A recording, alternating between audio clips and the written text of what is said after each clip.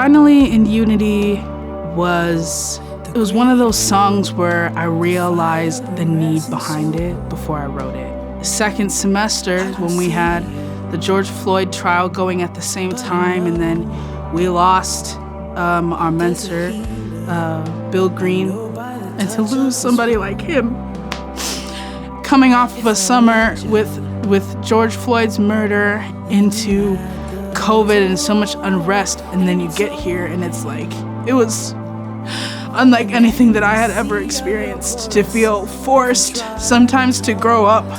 It was like the most abrupt, hey, your childhood has ended.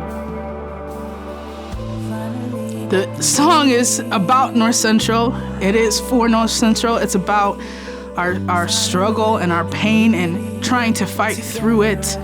You know, President Hagen, he always says that we're called to be set apart, and sometimes it's hard to navigate through that, knowing that you are the light in what is a super dark time in the world.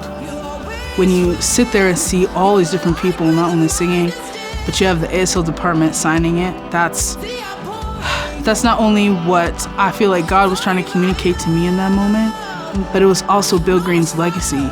And to hear students saying, like, this is what I was missing from worship, like, this is what I needed, that's the unity that we needed. We needed a break to be like, hold on a minute, let's just recognize everything that we've just gone through.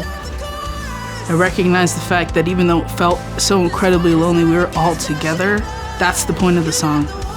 That, like, hurrah, that war cry of, like, hold on a minute, though, even though I felt alone, I'm not alone.